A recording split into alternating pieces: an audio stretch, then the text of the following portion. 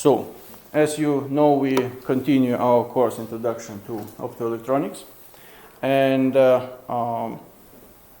previously, like first half of the semester, you had a focus on physics of semiconductor, like physics of semiconductors, in order to build up your background in this field and understand basics of semiconductor physics.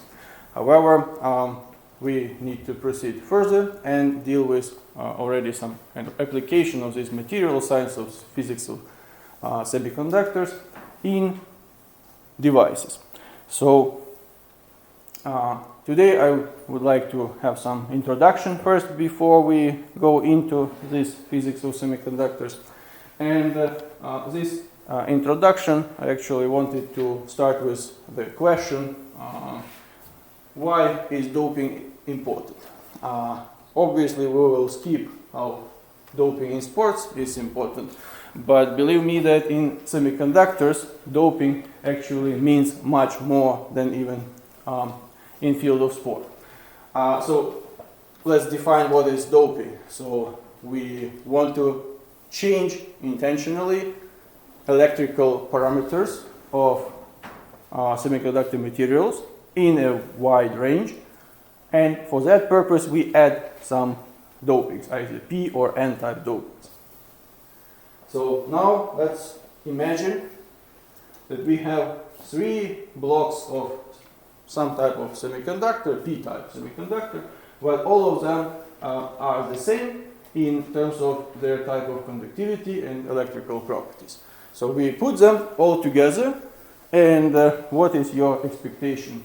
What we will get out from such a combination? See? That will be actually three resistors connected in series. Nothing will happen at the interface between these materials. Why? Because they are the same. Oh, excuse me.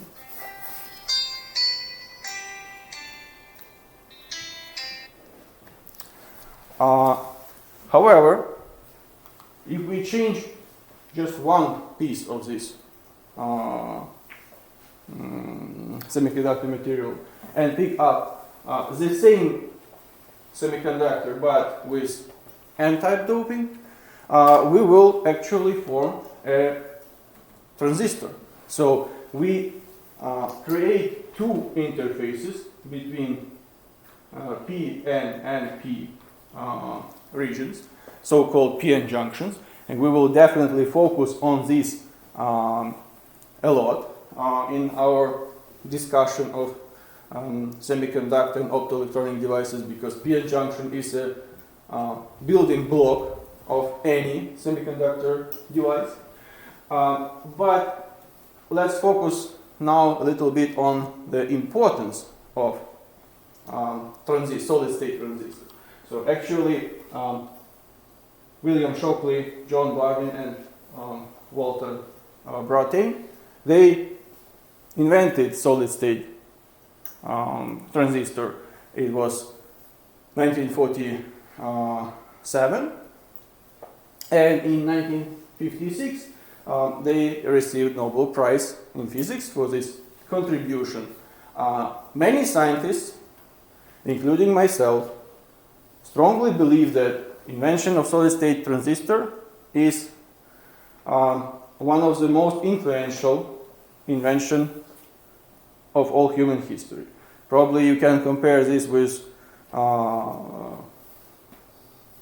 starting using fire in ancient times, but since we don't know who exactly did that and when, we have much more information about this contribution. Why it's so important is actually everywhere. What defines and surrounds us and defines our lifestyle nowadays, this process of digitalization of our world is not going to stop. It will be everywhere, and its importance only increase. So we just reduce the size of transistors, make microprocessor circuits, go for some nanoelectronics level. However, everything is based on the capability of a solid state device to amplify some signals, do it in different frequencies, and improve performance of such circuits. So that's why if we consider semiconductors, and doping is actually not an indispensable feature of semiconductors. We can make so many devices and improve their parameters only because of the ability of intentional changing of their electrical properties. So without doping, as we have seen, we just get some bunch of resistors, not much of capabilities to work with. However, if we already apply doping to some range of semiconductor materials, we go for all these gadgets which are already indispensable part of our everyday life, which obviously will continue. And what is important to highlight also current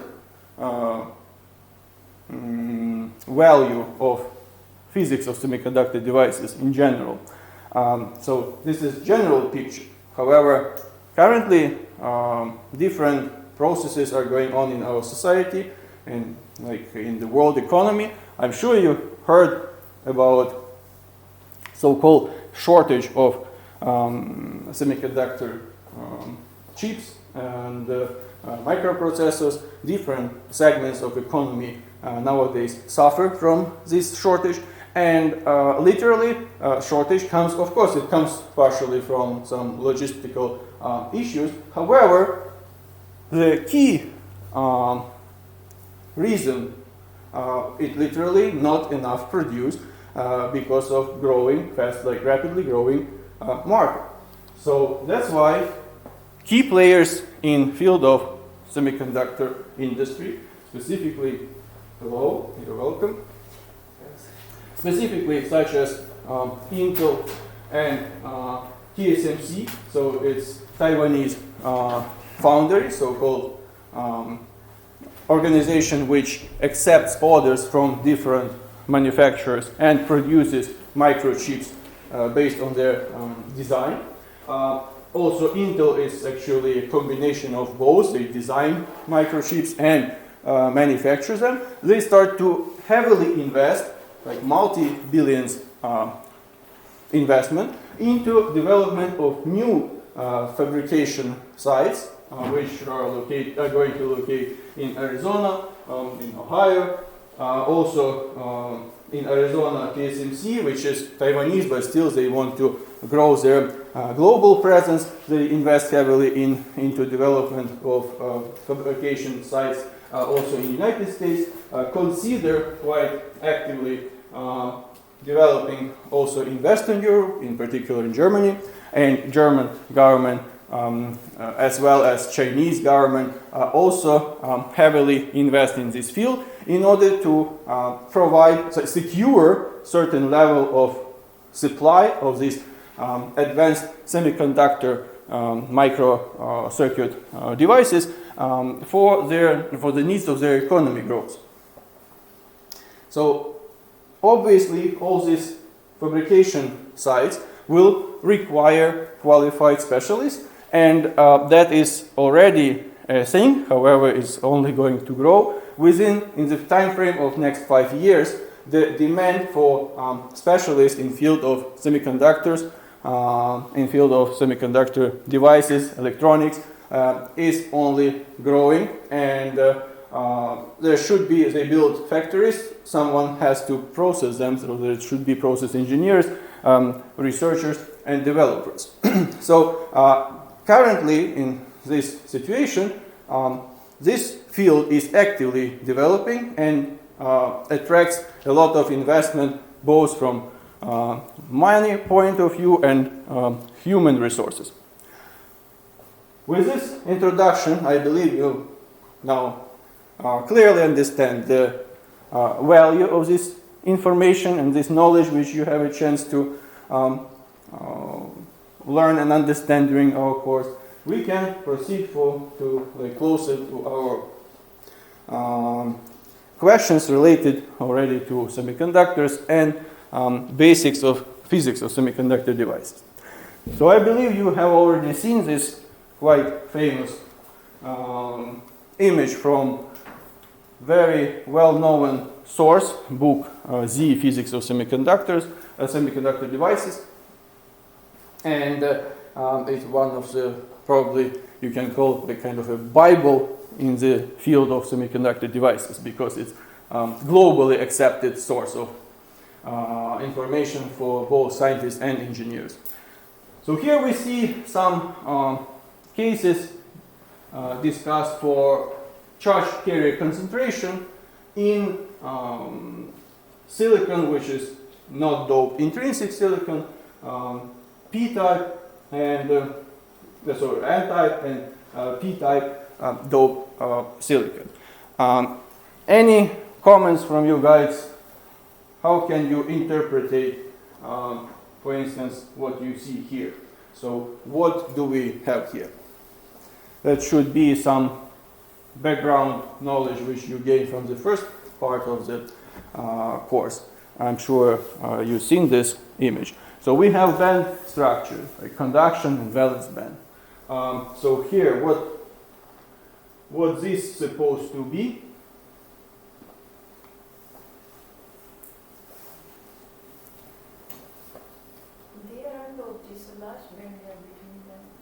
So we have conduction band gap where charge carriers are delocalized electrons. We have valence band where holes are delocalized with like kind of empty space of electron. However, what really matters in terms of concentration of charge carriers, we need to focus on two things. First, we need to consider how many available states for electrons to be occupied are available, because we cannot put more than seats in this room, for instance, more people than seats. That will be already overcrowded. So we will define this by density of states distribution, like energy distribution. So it shows us for each energy level how many available states in the semiconductor material we have. Second, it's probability for charge carrier, for electron, to occupy these empty energy levels. So that is described by so-called, how do you call this function? Distribution. How? Which one? Like this function here, which goes from 0 to unity. And there is some level which corresponds to Fermi. So this is Fermi energy level, and this is Fermi, like Dirac distribution. Yeah, so this function for those charge, so for those particles which follow Fermi-Dirac statistics, those are electrons and holes, describes what is the probability for these charge carriers to fill available energy levels. So then what we need to do? We need to multiply them for each energy level. For each energy level, we pick up value for this probability. We pick the number of available states, and then we have profile of charge carrier concentration as a function of energy. Once we want to get the total concentration of charge carriers, which are in this conduction band and can participate in charge transport because they can move in conduction band, we just integrate it all over the energy. And as a result, we get this equation. We get so-called intrinsic concentration, means this is just pure material without any doping. That's concentration is called intrinsic.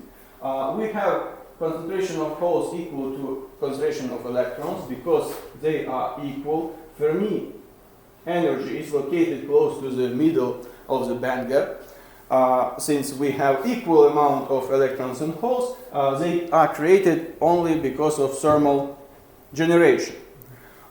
We create one, like move because of thermal generation, one electron from valence band to conduction band. Then we have empty space for which is called hole, which is considered as positive charge, can move in the valence band, and some mobile electrons. And we see that the number of these charge carriers is equal.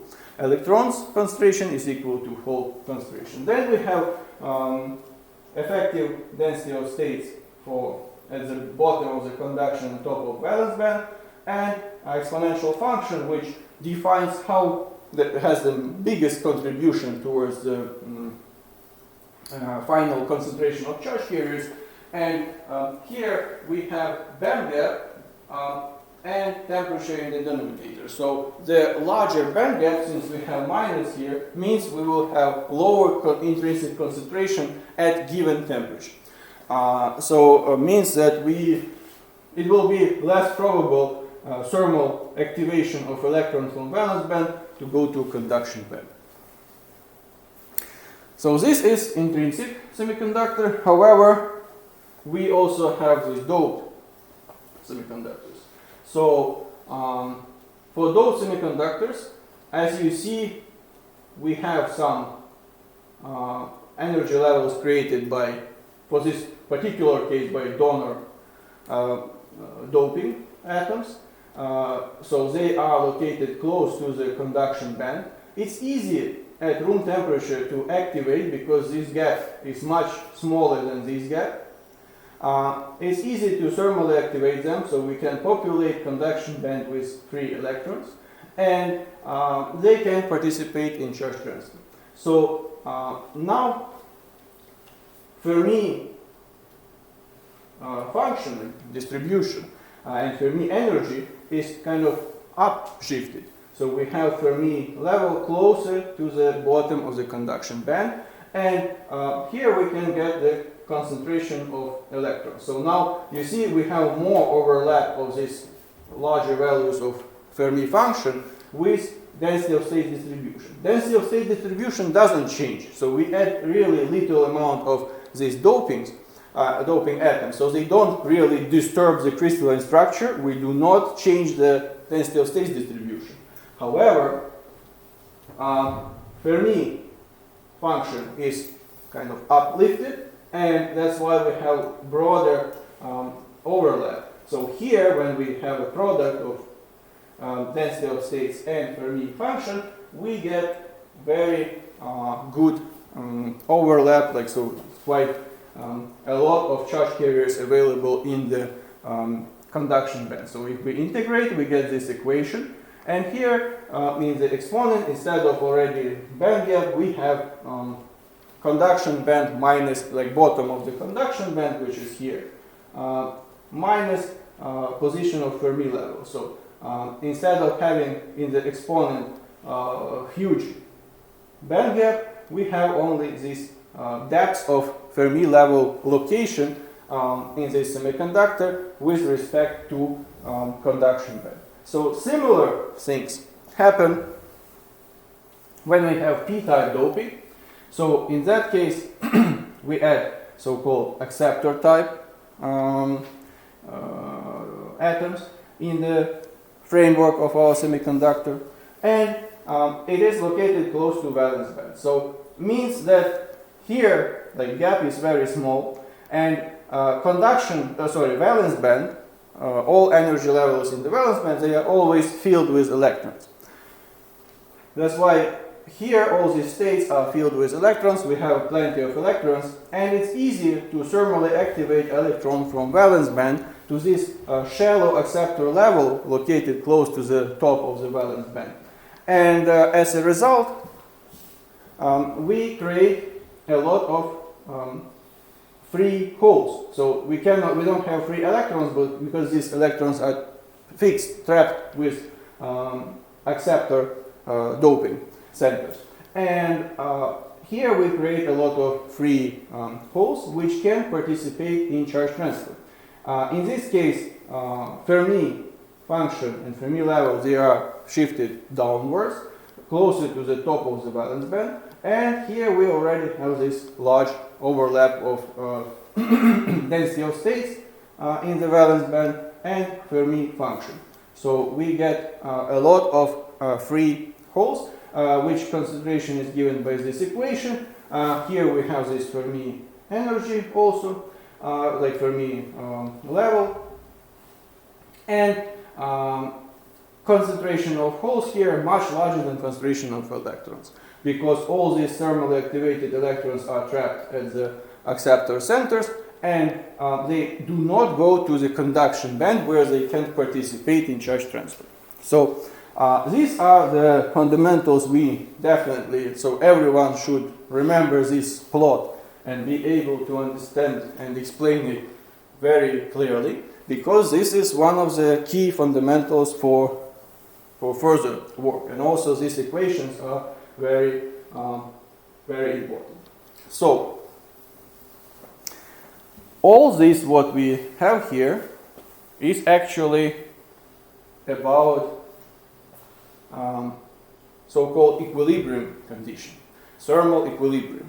When we have charge carriers, and it doesn't matter if it's intrinsic semiconductor or doped semiconductor, but all this concentration of charge carriers corresponds directly to the temperature of the sample, of the crystalline structure of this semiconductor.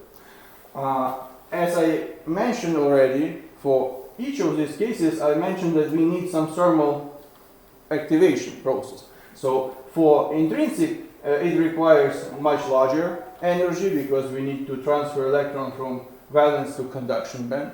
For dope, it requires much less energy, so it can happen way more efficiently at fixed given temperature. Let's say stick now to room temperature.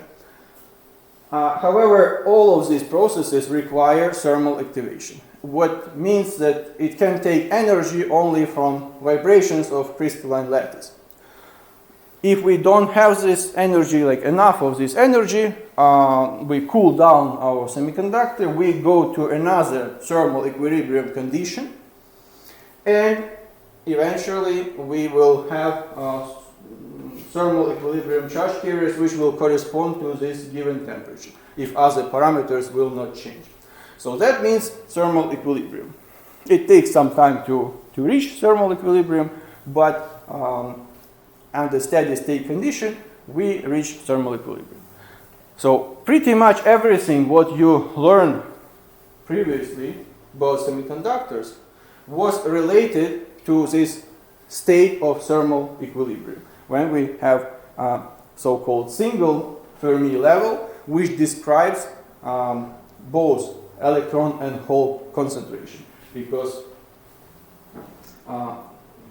here holes, for instance, are majority charge carriers.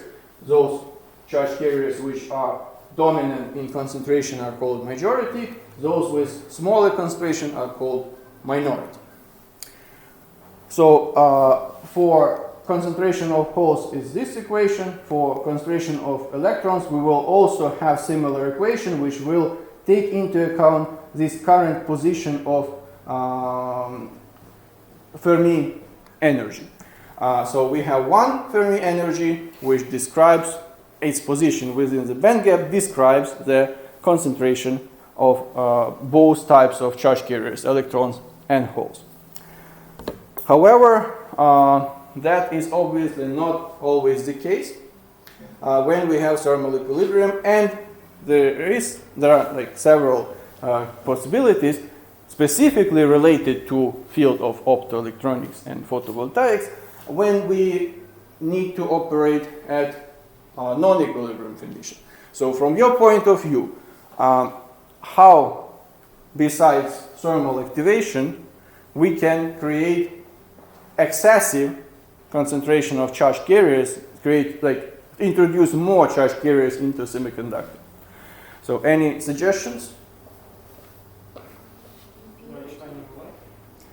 One option is to shine light. However, here we need to underline that photon energy should be equal or larger than band gap. So this photon energy should be enough when it's absorbed by material semiconductor in order to provide enough energy to transfer electron from valence to conduction band.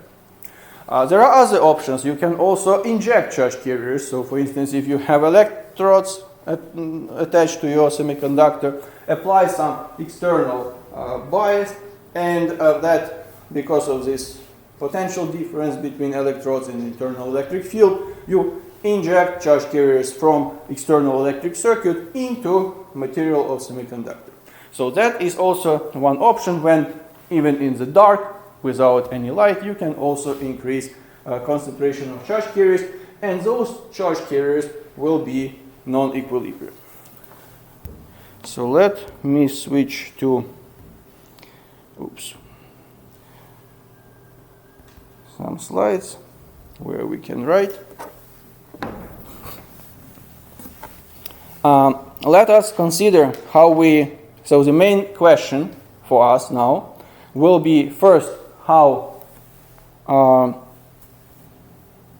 light interacts, what are basic parameters which describe interaction of light with the material semiconductor, how we can photogenerate charge carriers, and the most important final question we need to discuss is how we quantitatively describe total concentration of charge carriers, which become a mixture of two. We have equilibrium, we still have thermal activation. When we shine light, we still have certain temperature, so thermal generation still happens. So we have thermal equilibrium charge carriers and non-equilibrium charge carriers. But in total, when we operate with some devices, we care about total concentration of charge carriers. So we need to have some instrument in order to quantitatively describe total concentration of charge carriers in the semiconductor.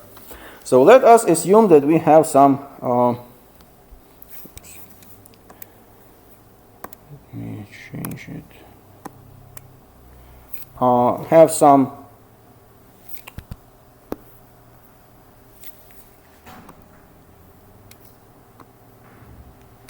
semiconductor, and we shine from top on this sample with some flux of photons. Let's call it F0. It doesn't stay. Okay, so this is initial flux of our light, and we assume that energy of these photons is larger or equal to the band gap of this semiconductor. So what we need to know, obviously that there will be some absorption of this light in the material of semiconductor, and what we would like to know is concentration of the reduction of this flux as it travels inside the semiconductor. So let's say at some position from the surface at coordinate x, we have a cross section, and we want to know how many of these photons which hit the surface of semiconductor will reach to this cross section at the coordinate x from the surface. So we assume for simplicity that we don't have any reflection, so don't have reduction of our flux because of reflection. So reflection coefficient we can set to 0. And then in order to answer this question, there is equation which is called Lumber law, and it provides information on position dependence of the flux inside a material. So we can put flux as a function of x is equal to the initial flux, which hits the surface of semiconductor, times exponent minus x times alpha. So alpha here is so-called absorption coefficient, and this is a function of photon energy or wavelength. It always depends on its and the way how it depends is the feature of the semiconductor material. So every semiconductor material possesses its unique spectral distribution of absorption coefficient. Units for absorption coefficient, so we can consider that units for this will be 1 over, usually it's measured in centimeters, like 1 over centimeter. And physical meaning of absorption coefficient is some kind of effective length of photon, how it penetrates into the semiconductor material. So if we take a look at this equation here, and we consider that we take some x,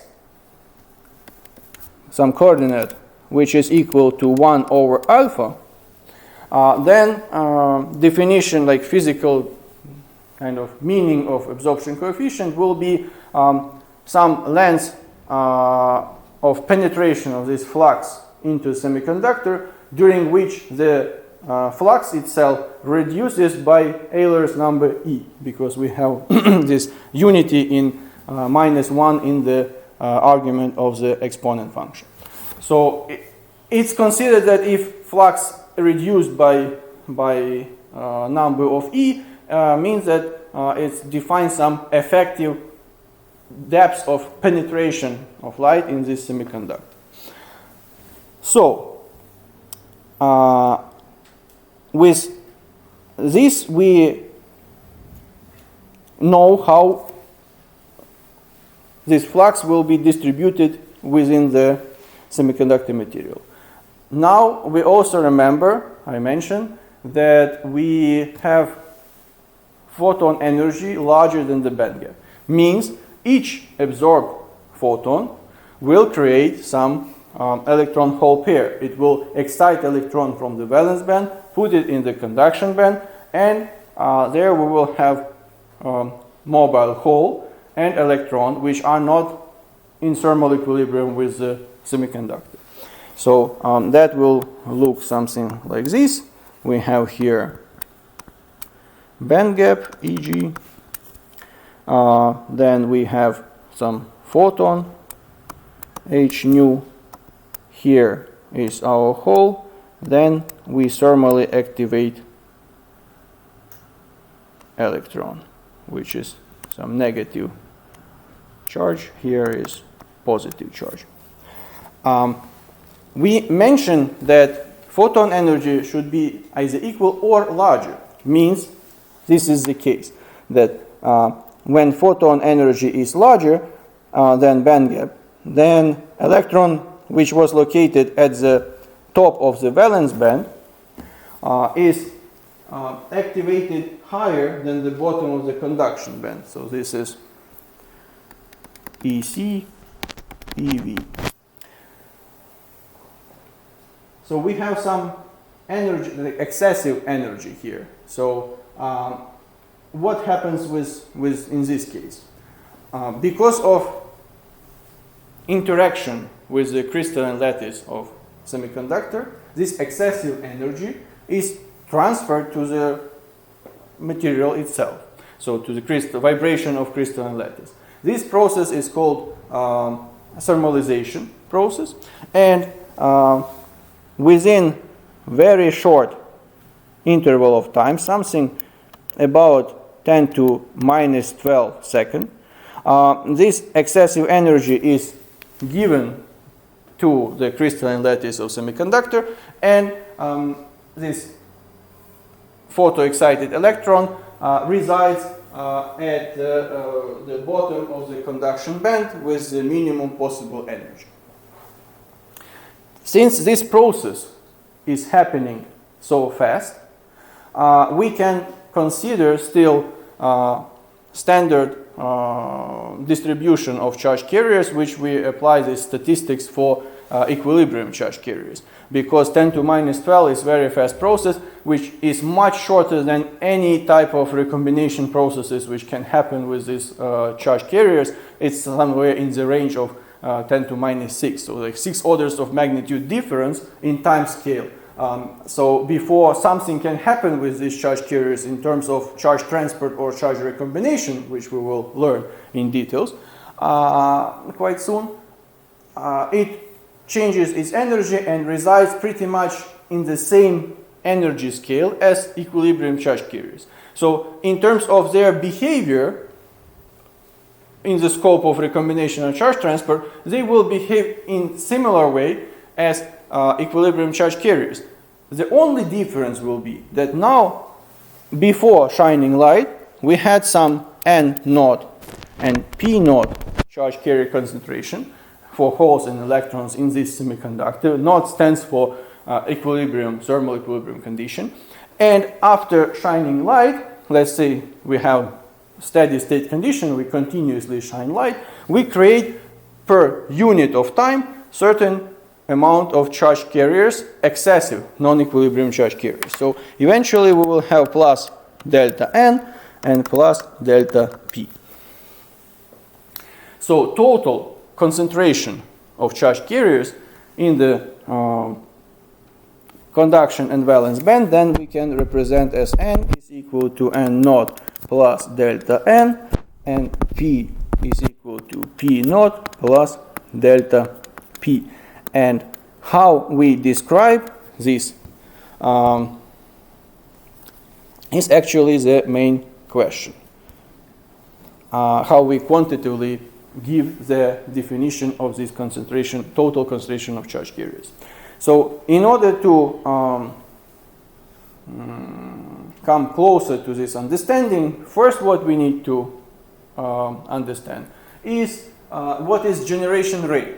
How many charge carriers per unit time are generated in this semiconductor upon illumination with this monochromatic light with H nu larger than band gap. Because if it's smaller than an energy is not enough, we will not create any free charge carriers. So that is the key requirement. So in this case, we can consider what will be the reduction of flux as it travels inside the semiconductor. So in this case, we can take the first derivative of the flux. So we put minus here because it will definitely reduce the flux because of absorption. So we can take the minus d f x over dx, can take it in absolute value, and that will be equal to alpha times phi naught exponent minus alpha x. So actually what we see here, that this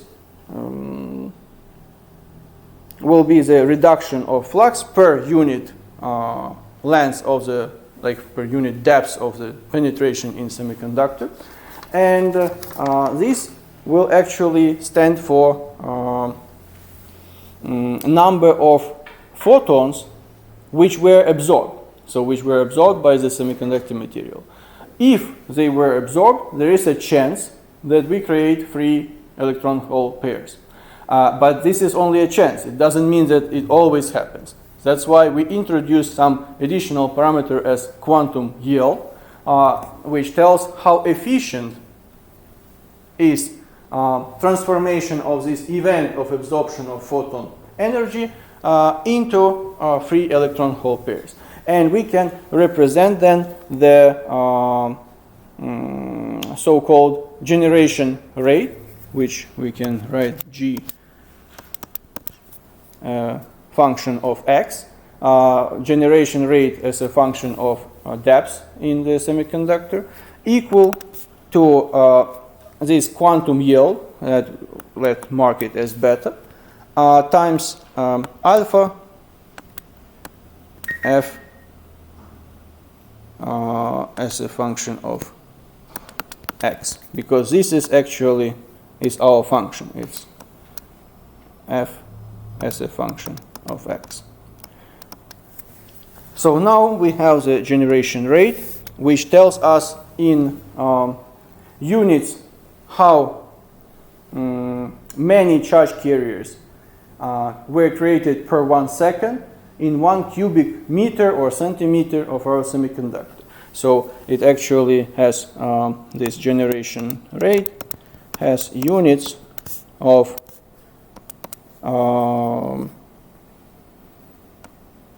meter in minus third power, second minus 1. So that gives us the a generation rate of electron and hole pairs, means how many of them per unit time in unit volume are created because of light absorption. So now the question next, how we quantitatively describe concentration of charge, total concentration of charge carriers, N. So with that, we introduce two so-called quasi-Fermi energy levels.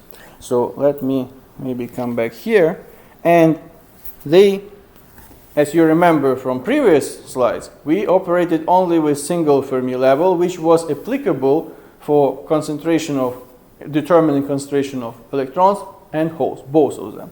Now we introduce additional so-called quasi-Fermi levels, and we have quasi-Fermi level for electrons, which is located closer to the conduction band, and quasi-Fermi level for holes, which is located closer to the valence band.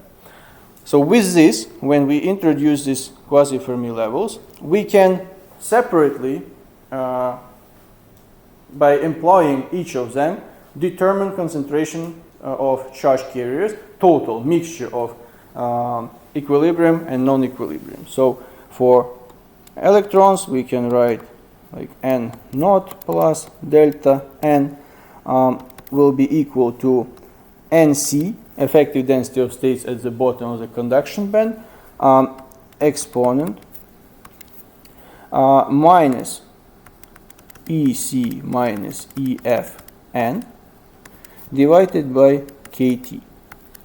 So this is, we have the same shape of the equation, actually the same form of this equation, because of this very fast thermalization effect. So we can apply the same statistics for charge carriers, equilibrium and non-equilibrium. However, since there are more charge carriers now, we need to introduce this additional quasi-Fermi level for electrons, and that quantitatively describes concentration of charge carriers when we have non-equilibrium condition. Similar stands for holes, and that is P naught plus delta P will be equal to NV, effective density of states at the top of valence band, times exponent minus EFP minus EV divided by KT. So that is the expressions for concentration of charge carriers. As you remember, for equilibrium condition, we have also the same, but instead of Fn, EFN, and EFP, we operate just with EF. So we have the single Fermi level because it shows us the fact that our semiconductor stays under equilibrium, thermal equilibrium condition. So now, if we look at position of this quasi-Fermi levels, let's say we have EFN, EFP. So the distance between these energy levels will be given, so we can combine equations for charge carrier concentration, express them, take into account that Eg is equal to EC minus EV. We will get the following equation. So it will be Fermi, quasi-Fermi level for electrons minus quasi-Fermi level for holes, and that will be equal to kT times natural logarithm of n times p divided by n naught times p naught. So if you look at this equation, you see that obviously they will not occupy the same energy level. There will be always some gap between them if we have some excessive photogeneration, for instance, in this case, because n and p, it will be always larger than n naught and p naught respectively, because we add some non-equilibrium charge carriers. So in our nominator here increases with increase of light intensity, for example, or the flux of these photons, and that causes the increase of concentration, like total concentration of charge carriers. So our numerator will be larger than denominator, and with increase of flux, this gap between quasi-Fermi levels will also increase. So we will have a larger difference, and obviously it can increase until they reach the respective bottom and top of valence and conduction band, and the kind of maximum reasonable range for the difference between quasi-Fermi levels is defined by the band gap of semiconductor with which you are working. Now with So yes, we sure. introduced quasi-Fermi levels because we have a high number of electrons which were excited by light gap. Like if the number was small, we could stay with this. So okay, good question. So let's see, if we have very weak, let's say, photoexcitation, then this delta n and delta p would be very low. So means that n would approach n naught, and the same would stand for p. Here we could replace n and p with n naught and p naught, then it would be actually unity in the logarithm. So there will be no difference between quasi-Fermi level for electrons and holes, and they kind of come together and transform into a single Fermi level, which you are familiar with, and that stands for thermal equilibrium. So then we have single Fermi level for both electrons and holes, and we can just describe this semiconductor as semiconductor being under thermal equilibrium. However, if concentration of this excessive concentration non-equilibrium charge carriers increases and becomes noticeable in comparison to equilibrium charge carriers, then at some point at high level of excitation, which we will also consider, this delta n and delta p become actually dominant. So we can even neglect with n naught and p naught, because they will be just much lower in terms of concentration of charge carriers. So we can claim that all charge carriers available in the semiconductor right now are non-equilibrium charge carriers.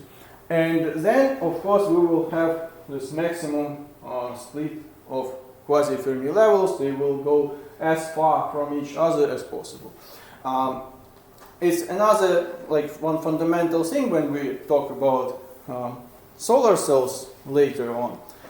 There is such parameter as open circuit voltage, and it is limited by the band gap of the semiconductor. So you kind of want to make it large, you want to increase the band gap, and the thing is that the fundamental reason for this limit of open circuit voltage by band gap is coming from here, because we see that this is the fundamental limiting factor of splitting quasi-Fermi levels. Eventually, we will see that there is a relationship between, the direct relationship between splitting of quasi-Fermi level and open circuit voltage. So the more you shine, the more you generate charge carriers in the semiconductor, eventually the larger split of quasi-Fermi levels and the higher open circuit voltage your photovoltaic device will show. Yes?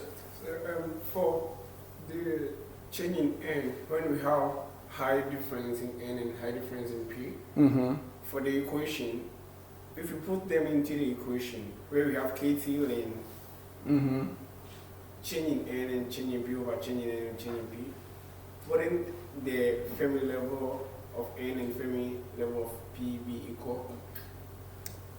Oh, so you can actually determine, so if you know the concentration of total equilibrium, non-equilibrium charge carriers plus equilibrium, you can determine the position of quasi-Fermi level within the band gap.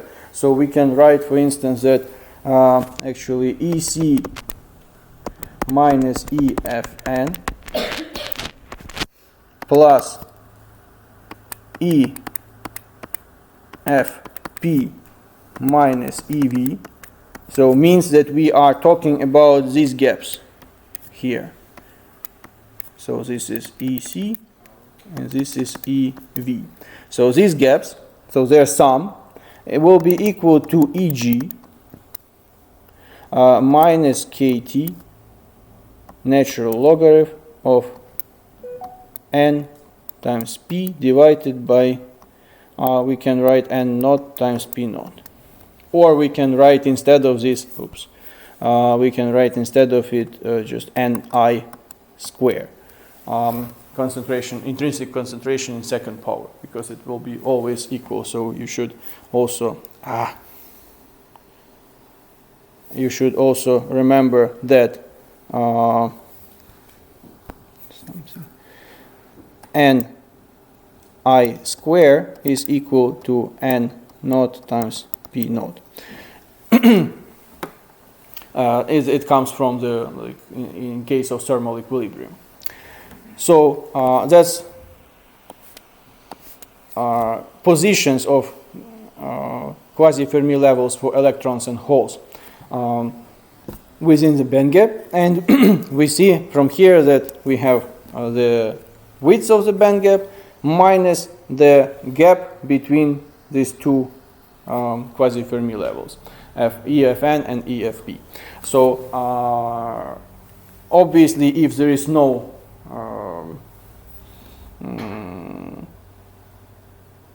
like the maximum split for these quasi-Fermi levels will be defined by a band gap of the semiconductor. So we have this kind of instruments which allows us now to describe non-equilibrium charge carriers, concentration plus equilibrium in semiconductor. We are introducing these quasi-Fermi levels. So that is very important because further when we operate with some devices, we obviously need to quantify total charge carrier concentration, and these quasi-Fermi levels will be used for that purposes. Now we need to highlight the fact that it's not like so far you kind of noticed that we were talking about thermal generation, photo generation, so only generation of charge carriers. But obviously it's not only the process which happens, we need to have some balance. So we have thermal generation, photo generation, injection of charge carriers, and these all processes cause increase of charge carriers. But in order to have a balance, we cannot increase forever. So in order to have a balance, we need some recombination process, means annihilation of these charge carriers and reduction of their charge concentration. In similar manner as there are different options to generate charge carriers, there are also different mechanisms for charge carrier recombination. So that's what we also need to learn in details, and we will focus on it right now. So let me maybe close this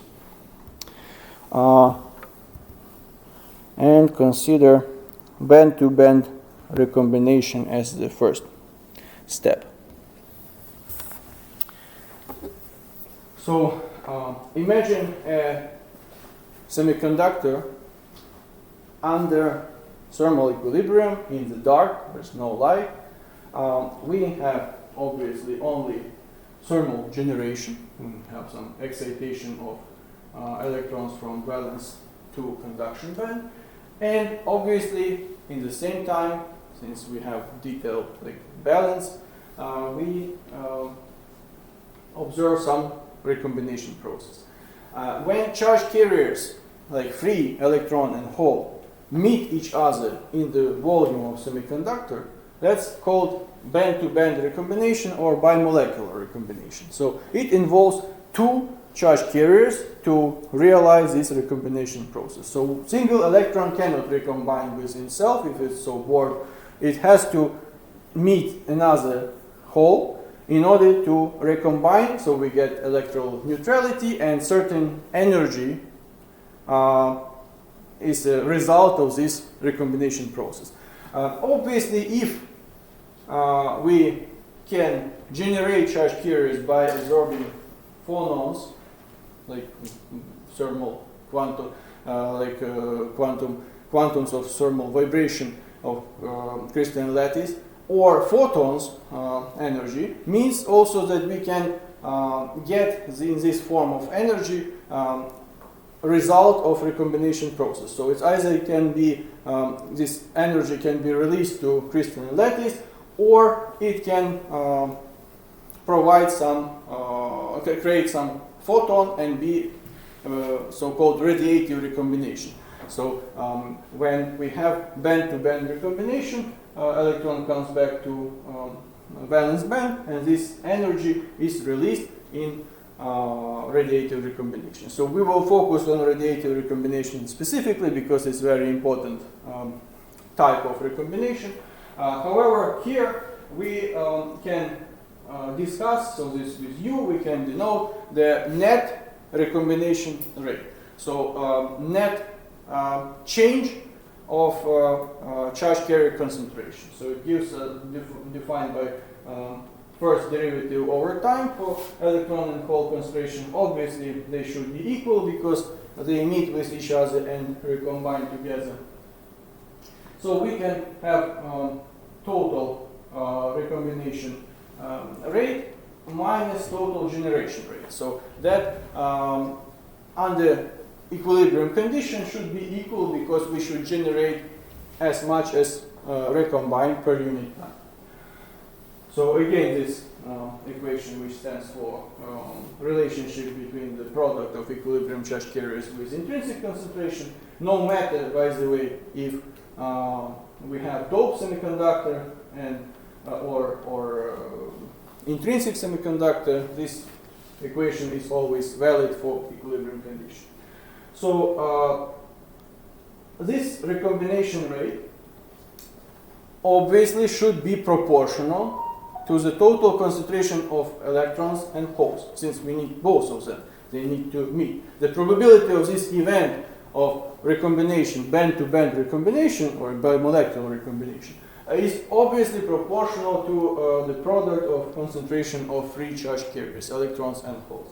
And here is some coefficient, recombination coefficient. It can be denoted in different ways. So in order to prepare you, here I mark it as gamma, and when we discuss recombination, radiative recombination, I will mark it as Kr to specify that it is recombination coefficient. But all of these processes which result in phonons or photons, they are called band-to-band bimolecular recombination, just the matter in which form this energy is released.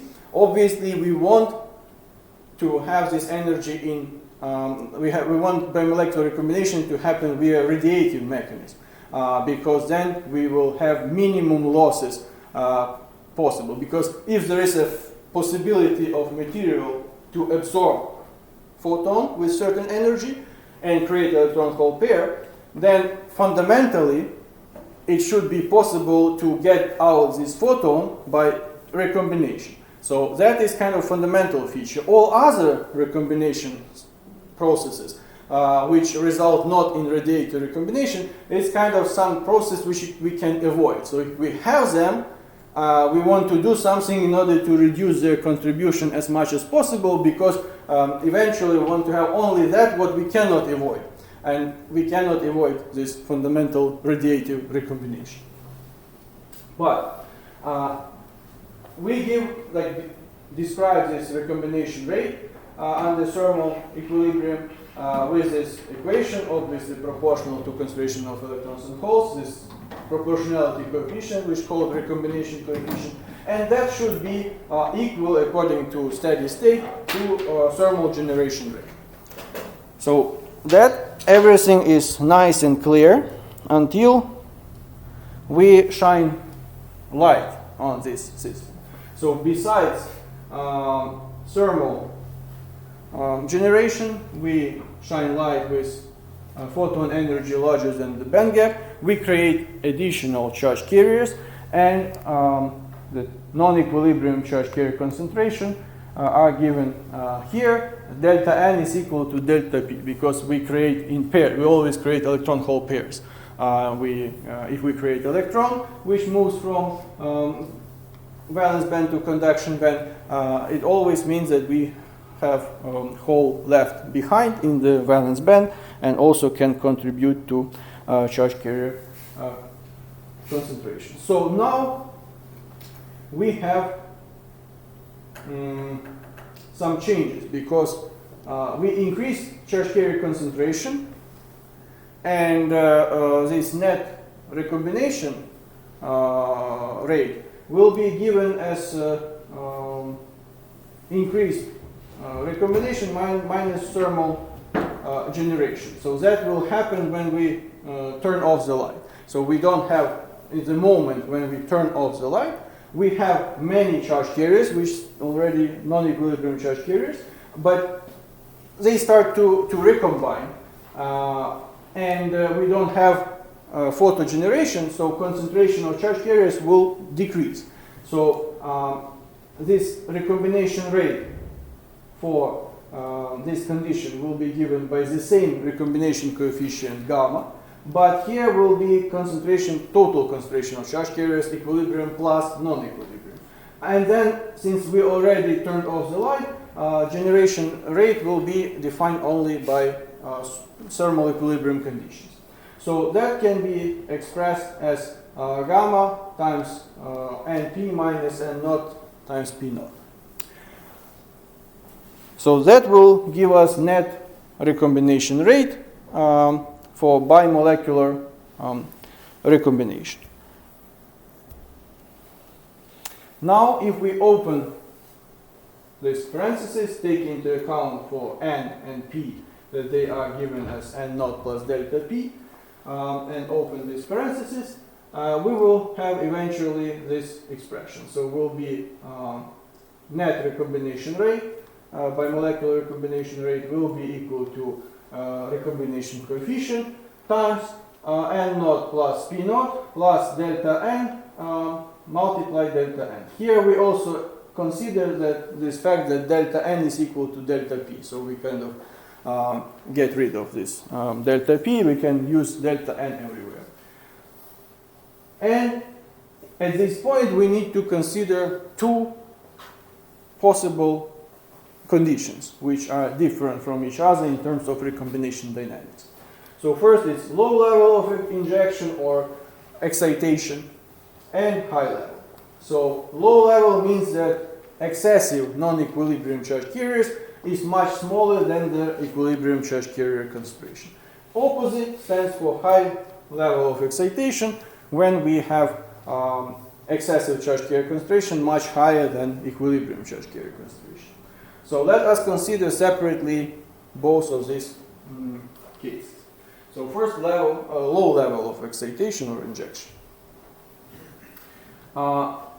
taking this into account, this fact that delta n is much less than n naught plus p naught, we can neglect with this guy in the parentheses, and eventually we get this expression for net bimolecular recombination rate, which is determined by equilibrium charge carrier concentration times small, not high, concentration of non-equilibrium charge carriers, which will be kind of limiting factor because it's much smaller than n naught plus p naught.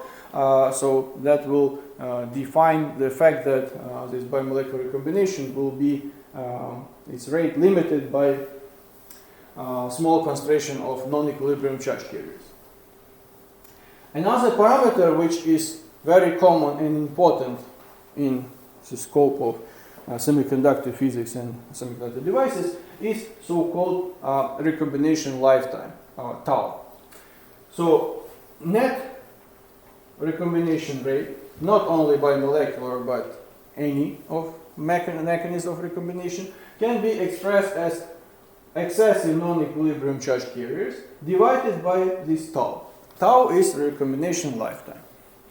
So delta n is n minus n naught, here tau. By equating these guys, this equation with this equation, because both of them give us this net recombination rate, for, in this case for bimolecular recombination rate, we can express how recombination lifetime will be determined in terms of parameters of this semiconductor for low level of excitation. So that will be 1 over recombination, bimolecular recombination rate times sum of n naught plus p naught. So we see that this recombination lifetime will depend only on the properties of semiconductor because n naught and p naught is an equilibrium charge carrier, so it will be temperature, of course, a parameter which will have an influence. By the way, with temperature, concentration increases or decreases in semiconductors. When we increase temperature, what happens? Increases because we provide more vibrations to this crystalline lattice. Obviously, it's easier to provide thermal activation of electrons from valence band to conduction band. So obviously temperature will be a parameter, and like band gap at given temperature is another parameter of semiconductor which will define this, and doping level. So all these facts are related to the semiconductor itself, but it will be independent on non-equilibrium charge carrier concentration. So it will be kind of a constant parameter for given condition, defined by properties of semiconductor. So then we, if we solve this differential equation for charge carriers as a function of time, after we switch off the light, so we will get, assuming these boundary conditions, that initially we have delta n, and finally at some large infinity time we don't have any non-equilibrium charge carriers, they all recombine. We will have such a time dependence for this excessive charge carriers concentration in semiconductor, where we have initial concentration as prefactor for this exponential function. Here stands time, and tau recombination lifetime in the denominator. So obviously the shorter recombination lifetime it stands in the denominator, so the shorter recombination lifetime, the larger net bimolecular recombination rate will be, because it kind of the physical meaning of recombination lifetime, it kind of time within which concentration of charge carriers over time will reduce again in this E times, like Euler's number time, and that means that most of charge carriers already recombined. So that's the definition of recombination lifetime. So this is valid for low level of excitation. Keep in mind that this tau is a constant parameter which is determined only by properties of the semiconductor. So here is actually shown that if we consider time equal tau, then concentration initial is reduced by this E number. If we consider now recombination lifetime in under different conditions, so we can consider doped semiconductor N-type when concentration of electrons much higher, so it will be given by this equation. For holes, when for P-type semiconductor, when concentration of holes is much higher, we get already dominant factor which defines recombination lifetime for bimolecular recombination under low level of excitation will be actually majority charge carrier concentration. Minority is negligible. And in the case for intrinsic charge carrier concentration, we have this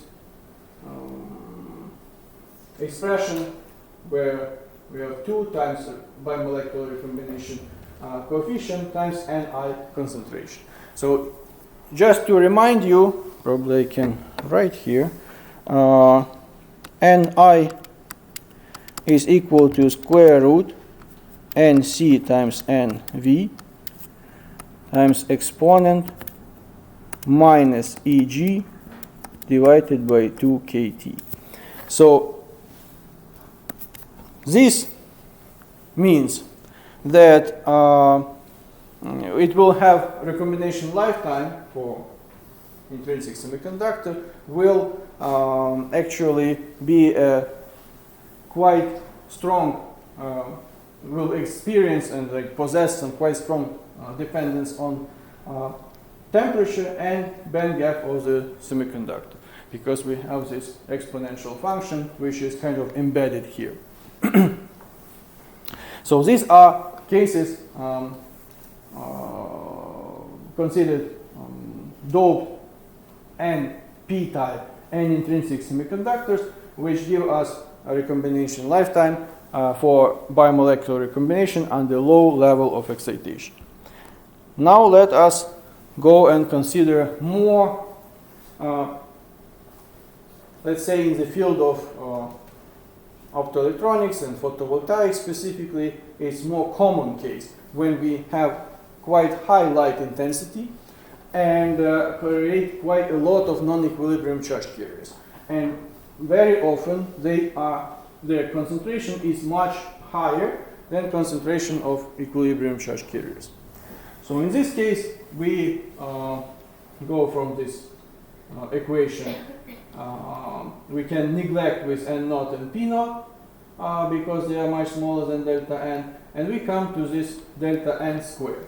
So assuming that delta N is much larger than N0 and P0, we can instead of delta N consider just N.